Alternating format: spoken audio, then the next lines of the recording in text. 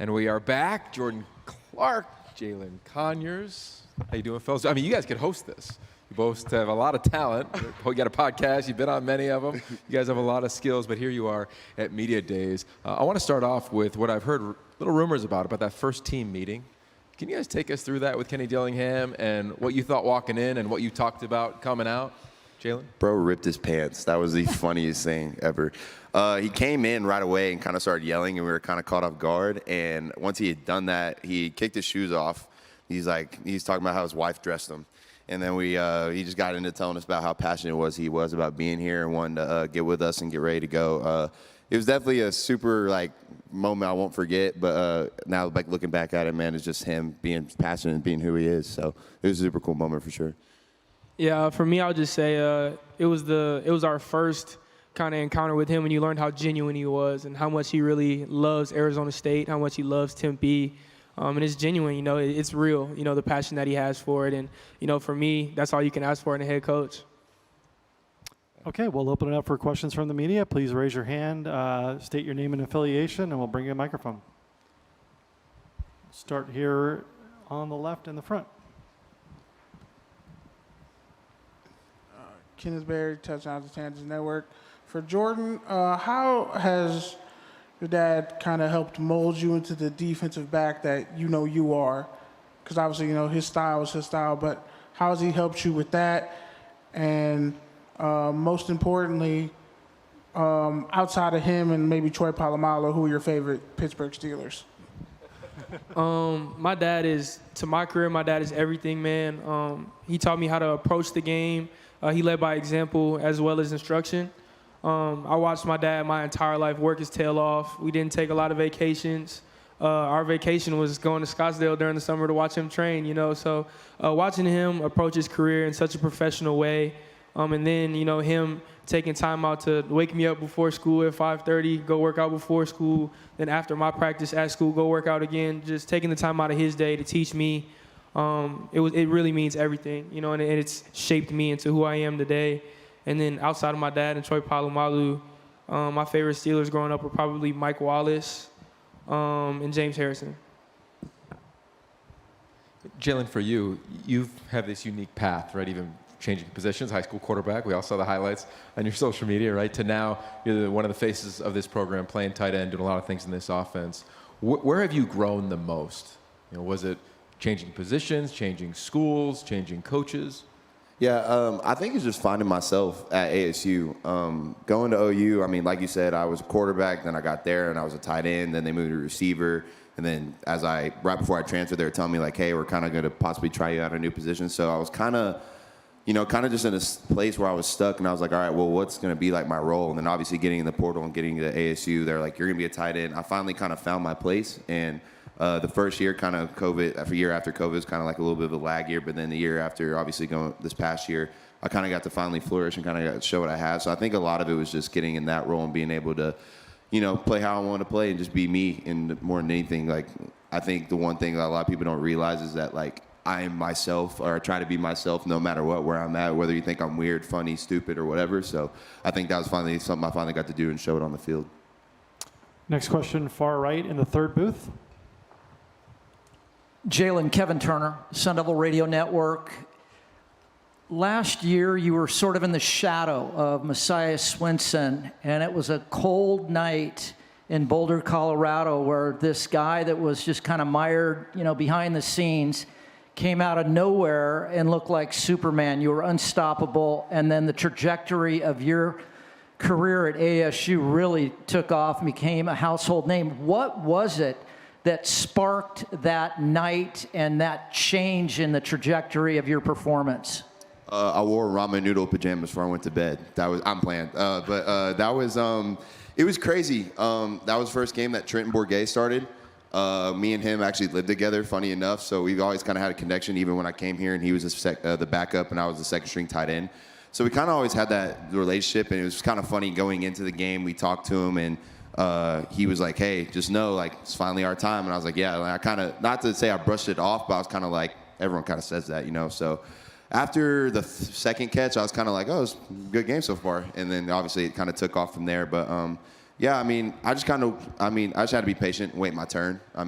Messiah is a dog, and obviously we got a really good tight end room with Bryce, too, being in there as well. So I think that game honestly changed my life. It kind of put me in a place that, it was kind of my first, game where I had the most confidence I'd ever had to be able to do what I did, and I was able to run with that towards the end of the season, and obviously it ended up being, I'm here now at Pac-12 Media Day, so it's super cool. And those pajamas just went viral, man. No, exactly, no. Yeah, Jordan, I want to ask about a life-changing moment possibly for you. I heard you on your father's podcast where you talked about one day you went up to him and you're like, I want to be great. I want to go do this thing. And he'd put you through workouts, and he would say, you can quit anytime. You can quit anytime. And clearly you haven't quit. What do you think was building inside you as you were training and learning and eventually ascending to the role you're in today? During that time, man, I told my dad I wanted to play college ball, and I told him that I wanted to take it seriously. And I think that I hadn't, up to that point, because of the life that my father had built for my family, I hadn't really faced much adversity. But my dad did a great job of kind of creating that, himself. So just through those workouts and through kind of navigating recruiting and all of that stuff, it was just a chip, I think, formed on my shoulder, man. And I just wanted to prove that Jordan Clark belonged, not Ryan Clark's son or anything like that. I wanted to prove that Jordan Clark belonged. And, I'm here now, and I hope to continue to do that. You mentioned yesterday when we were talking about your dad, and I was asking if you had any pregame superstitions, and you shared with me that you have a really cool, I was thinking more about it after we talked, a really cool pregame thing that you do, and it started maybe back in high school, you said? Where you Yes, watched? ma'am. So go ahead and share it with everybody.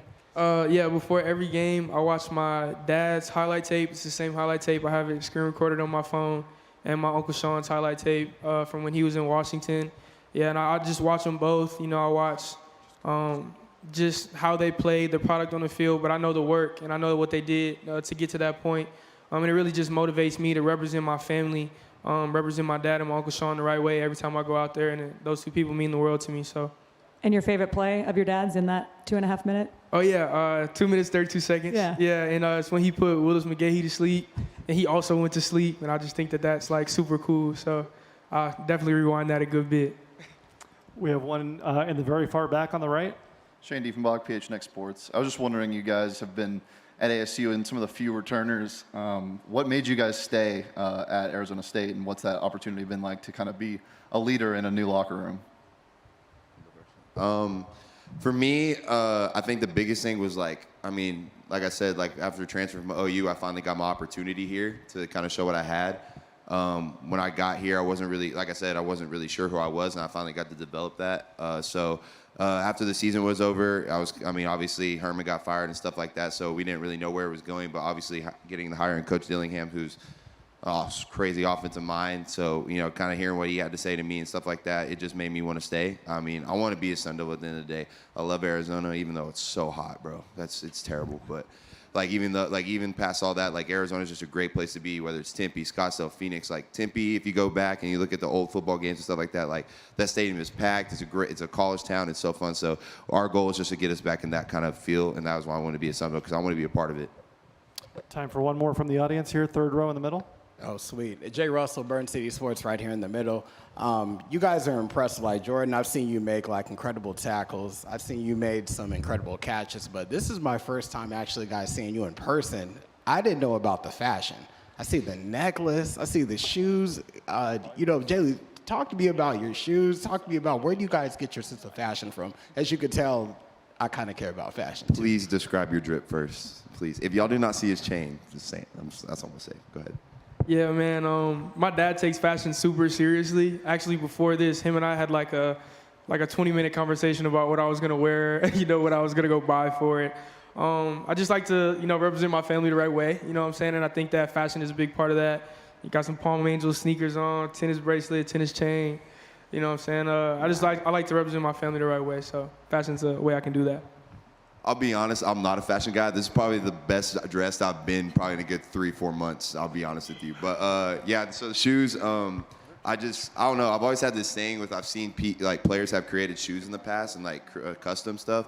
And there's a lot of people in Arizona that I've met and that make custom shoes and stuff. And I've always seen just how cool it would be able to broadcast that. So shout out to Kicks by Kenna, by the way, for making these. But she made them in 3 days because I just told her very late because I didn't know I was coming. But once I found out, but yeah, I just think it's cool to be able to showcase stuff like this. Like, I think it's super cool. It's, it's obviously something unique to me, so I just thought it'd be a super cool thing to wear. And obviously, thank you to her for wearing them. But I'm not a big fashion guy. That's all him. But other than that, You're playing the part well, I will say. You look good on the podcast when I see that. I appreciate that. Thank you. It means a lot, actually. And Jalin, I just got to tell you, because I know you guys got to run, but I was at that game at Colorado, and it was Halloween weekend, and it was unbelievably fun to watch you have that game, and I'm excited for both of you for what the season is going to bring. So good luck. And Thursday, August 31st, the opener will be on Pac-12 Network against Southern Utah. 8 home games for the Sun Devils. Enjoy the rest of the day, gentlemen. Awesome. Thank you so much. We appreciate Thank it. y'all so much.